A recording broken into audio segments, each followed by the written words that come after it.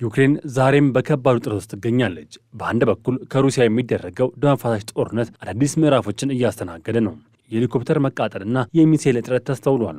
በሌላ በኩል ደግሞ ከጎረቤቷ ሃንጋሪ ጋር ወደ ለየለት ዲፕሎማሲ ፍጥጫ ውስጥ ገብታለች። የባንክ ሰራተኞች መታገድ፣ የነዳጅ ቧንቧዎች መዘጋትና የቢሊዮን ዶላሮች እርዳታ መታገድ ዩክሬንን ችግር ውስጥ ከተዋታል። ለብዙ ዩክሬናውያን ቤተሰቦችም የደስታ ቀን ነበር። በሌላ በኩል ፕሬዚዳንት ቮሎዲሚር ዘለንስኪ እንዳስታወቁት በሩሲያ እጅ ተማርከው የነበሩ 200 ዩክሬናውያን ወታደሮች ወደ ቤታቸው ተመልሰዋል። ይህ ልውውጥ የተሳካው በአሜሪካና በተባበሩት አረብ ኤሚሬትስ አጋዥነት ነው። ተመላሾቹ ወታደሮች ማሪዮፖልን፣ ዶኔስክን፣ ሉሃንስክን፣ ካርኪቭን፣ ዛፖሮጂያን ሲከላከሉ የተማረኩ ወታደሮች ናቸው። ፕሬዚዳንት ዘለንስኪ በቴሌግራም ገጻቸው ባሰፈሩት መልእክትም ሰዎቻችን ወደ ቤት በተመለሱ ቁጥር ዩክሬን እያንዳንዱ ዜጋዋን ለመመለስ እየሰራች መሆን እንደሆነ ያረጋግጣል፣ ማንንም አረሳም ሲሉም ጽፈዋል። ይህ ልውውጥ በጄኔቫ በተደረገው ስምምነት መሰረት የተከናወነ ሲሆን በቀጣይ የ500 ምርኮኞች ልውውጥ እንደሚደረግም ተገልጿል። ፕሬዚዳንት ዘለንስኪ በቅርብ የሰጡት ጋዜጣዊ መግለጫ ላይ አንድ አስገራሚ ቁጭት አዘል መረጃ ይፋ አድርገዋል። በመካከለኛው ምስራቅ በተለይም በአሜሪካ በእስራኤልና በኢራን መካከል ለ3 ቀናት ብቻ በተደረገ ውጊያ ከ800 በላይ የፓትሪዮት ሚሳኤሎች ጥቅም ላይ ውለዋል። ይህ ቁጥር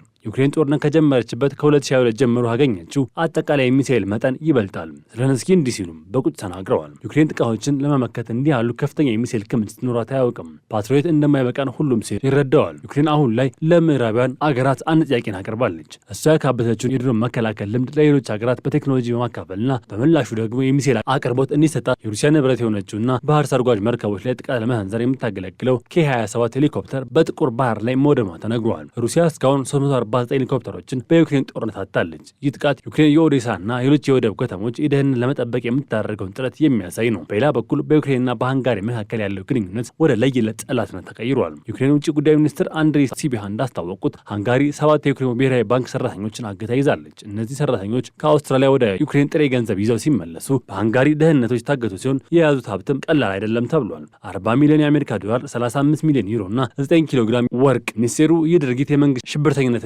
ዘረፋ ሲሉ ጠርተውታል። የሰራተኞቹ የጂፒኤስ ምልክት የሚያሳየው በቡዳፔስት የሚገኝ የደህንነት መስሪያ ቤት ውስጥ መሆናቸውን ነው። ይህ ሁሉ ግጭት የመነጨው ድርዙ ቤት ከተሰኘው የነዳጅ ቧንቧ ጋር በተያያዘ ነው። ይህ ቧንቧ ከሩሲያ ተነስቶ በዩክሬን በኩል አልፎ ወደ ሃንጋሪና ስሎቫኪያ ነዳጅ አጓጉዟል። ባለፈው ጥር ወር በሩሲያ ድሮን ጥቃት ምክንያት ቧንቧው ተጎድቶ ስራ አቁሞ ነበር። የሃንጋሪ ጠቅላይ ሚኒስትር ቪክቶር ኦርባን የዩክሬን ቧንቧን ሆን ብላ አልጠገነችም በማለት ይወነጅላሉ።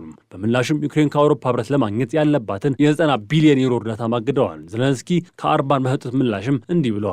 እኛ በሩሲያ ጥቃት እየተገደልን ነው። ለድሃው ኦርባን ነዳጅ እንድንሰጥ ይጠበቃል። ያለ ነዳጅ ምርጫ ማሸነፍ አይችልም ማለት ነው። እንዲያውም ዩክሬን ቧንቧውን ለመጠገን 1 ወር ከግማሽ እንደሚፈጅባትም ገልጻለች። ሩሲያ ይህን በዩክሬንና በሃንጋሪ መካከል ያለውን አለመግባባት ለገዛ ጥቅም የተጠቀመችበት ነው የሚሉ አስተያየቶችን በርክተዋል። በቅርቡ ሩሲያ 2 የዩክሬን ምርኮኞችን የሃንጋሪ ዜግነት ያላቸው በቀጥታ ለሃንጋሪ አሳልፋ ሰጥታለች። ዩክሬን ይህን ድርጊት ከጄኔቫ ኮንቬንሽን መጣስ ነው ስትልም ገልጻለች። ይህ እርምጃ በዩክሬንና በሃንጋሪ መካከል ያለውን ግንኙነት ይበልጥ ለማሻከርና አውሮፓ ለመከፋፈል ታቅዶ የተደረገ እንደሆነ ይነገራል። ምንም እንኳን ዩክሬን በዲፕሎማሲና በወታደራዊ ረገድ ከፍተኛ ጫና ቢኖርባትም የካቲት ወር ላይ ካጣችው መሬት ይልቅ ያስመለሰችው መሬት ይበልጣል። ይህ በ2023 ጀምሮ ለመጀመሪያ ጊዜ ታየ ትልቅ ስኬት ነው። ዩክሬን ከሩሲያ የሚሰነዘረባት ጥቃት እየተከታተለች ከሃንጋሪ የሚመጣባትን የኢኮኖሚ ጫና የተቋቋመች እና ከምዕራብ የሚሰጣትን እርዳታ ለማስቀጠል እየታገለች ትገኛለች። የነገው ቀን ለዩክሬን ምን ይዞ ይመጣ ይሆን የሚለው አይታወቅም። ዩክሬንና ሃንጋሪ ፍጥጫ አዲስ መልክም ይዘዋል። የዩክሬን ሃንጋሪ ድርጊት የመንግስት ሽብርተኝነት ስትል ጠርተዋለች። የባንክ ሰራተኞች ማገትና በሚሊዮን የሚቆጠር ዶላር ወርቅ መውረስ በሁለቱ ሀገራት መካከል ያለውን ግንኙነት ወደማይመለስ ግጭት ፕሬዚዳንት ዘለንስኪ በቁጭት እንዲህም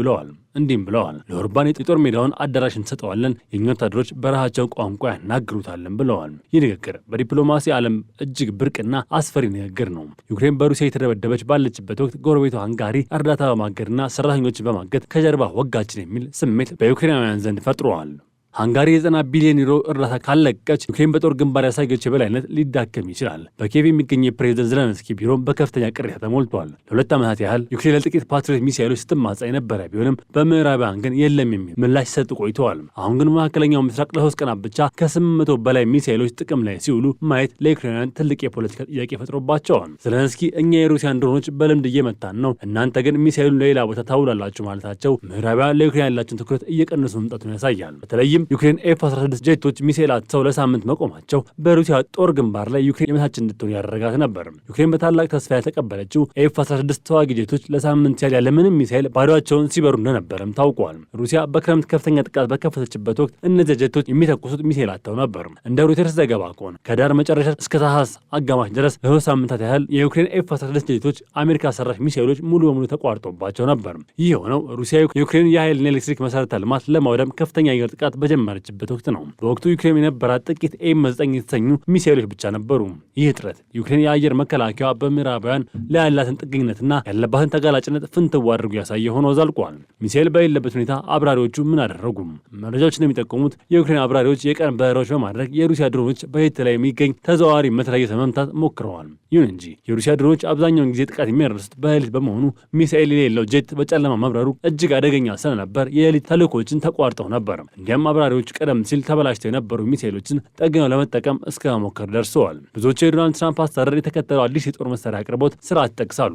ትራምፕ የቀድሞ ፕሬዚደንት ባይደን ይከተሉ የነበረውን ቀጥተኛ ወታደራዊ እርዳታ በመቀየር አዲስ አሰራር አስታውቀዋል። በዚህ አሰራር መሰረት አሜሪካ መሳሪያዎቹን ለኔቶ አጋሮች ትሸጣለች፣ እነሱ ደግሞ ለዩክሬን ያስረክባሉ። የዋይት ሀውስ ባለስልጣናት ይህ አሰራር ጦርነቱን ለማቆምና ወደ ሰላም ለማውረድ የሚደረገውን ጥረት አካል ነው ቢሉም በሂደቱ ላይ የሚፈጥረው መዘግየቶች ግን በጦር ሜዳ ላይ ትልቅ ስጋት እያስከተሉ ይገኛሉ። ይህ አስከፊ ጥረት የተቀረፈው በታህሳስ አጋማሽ ላይ ነበር። ጀርመን፣ ካናዳና ኖርዌይ በሚሳኤል አቅርቦት ረገድ ትልቅ ድጋፍ አድርገዋል። ካናዳ የነበራትን የኤም9 ሚሳኤል ክምችት ለዩክሬን የሰጠች ሲሆን የኖርዌይ ለናስመስ የአየር መከላከያ የሚያገለግሉ ሚሳኤሎችን ልካለች። ምንም እንኳን አሁን ላይ ችግሩ በከፊል ቢፈታም ዩክሬን አሁንም ለፓትሪዮት እና ለሌሎች የአየር መከላከያ ስርዓቶች የሚሆን የሚሳኤል እጥረት እንዳለባት ፕሬዚደንት ዘለንስኪ በተደጋጋሚ እያሳሰቡ ይገኛሉ። ሌላው ትልቁ ስጋት በመካከለኛው ምስራቅ በተለይም በአሜሪካና እስራኤል ኢራን መካከል የተቀሰቀሰው ጦርነት ነው። መካከለኛው ምስራቅ ያለው ጦርነት ምስራቅ ያለው ፍላጎት መጨመር ለዩክሬን የሚላከው የጦር መሳሪያ አቅርቦት ሊቀንሰው ይችላል የሚል ስጋትም አለ።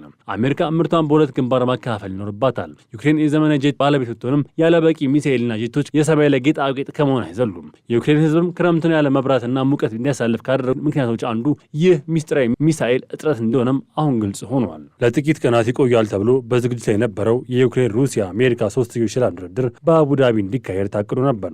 ሆኖም ግን የገልፍ ቀጠና የኢራን ጥቃቶች ኢላማ መሆኑን ተከትሎ ዩክሬን የደህንነት ስጋት እንዳደረባት ገልጻለች። ፕሬዚዳንት ዘለንስኪ ለጣሊያኑ ራይ ኢታሊያ የዜና አውታር በሰጡት ቃለ ምልልስ ድርድሩ ከመጋቢት 5 እስከ 9 ባለው ጊዜ እንዲካሄድ ታቅዶ እንደነበረም አስታውሰዋል።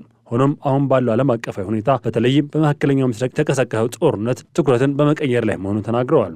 እኛ ከአሜሪካ ወገን ጋር ተወያይተናል። አሜሪካ ዩክሬንና ሩሲያን ወደ ስብሰባ የጋበዘች አካል በመሆኗ በወቅታዊ መካከለኛው ምስራቅ ጦርነት ምክንያት የስብሰባው ቦታ እንዲቀየርና ለተወሰነ ጊዜ እንዲራዘም ሀሳብ አቅርበናልን ብለዋል። ፕሬዚዳንቱ አክለውም ድርድሩ ወደ ቱርክ ወይም ስዊዘርላንድ እንዲዘዋወር ዩክሬን ፍላጎት እንዳላት ጠቁመዋል። ምንም እንኳን የሰላም ንግግሩ ቢራዘምም ቀደም ሲል ስምምነት የተደረሰበት የጦር እስረኞች ልውውጥ ግን ሳይስተዋገል እንዲቀጥል ዩክሬን ተስፋ እንደምታደርግም ገልጸዋል። በሌላ በኩል ፕሬዚዳንት ዘለንስኪ የሩሲያ ፕሬዚዳንት ቭላዲሚር ፑቲን ዩክሬን ከምስራቃዊ ዶኔትስክ ክልል 20% ግዛት እንድትወጣ ላቀረቡት ጥያቄ ጠንከር ያለ ምላሽ ሰጥተዋል። ቁጥጥራችን ስር ያለውን የገዛ መሬታችንን ለምን እንለቃለን? ፑቲን በጦር አውድማው አልተሳካለትም። እሱ አሁን ምንም ጥንካሬ የለውም። እኛን በማታለል በደንብ የተመሸጉ ይዞታዎችን በቀላሉ እንድንነቅለት ይፈልጋል። ይህ ግን አይሆንም ሲሉ አስታውቀዋል።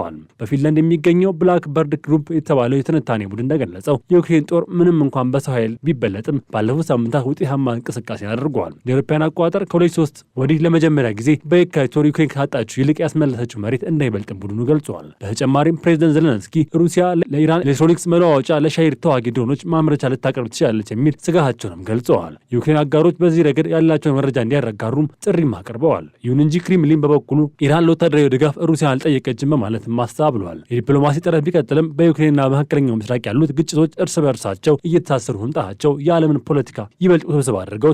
ዩክሬን መሬቷን ላለመልቀቅ በቆራጥነት ስትቀጥል፣ የዓለም ሀያላን ደግሞ ድርድሩን በተሻለ ቦታ ለማዛወር ጥረት እያደረጉ ይገኛሉ።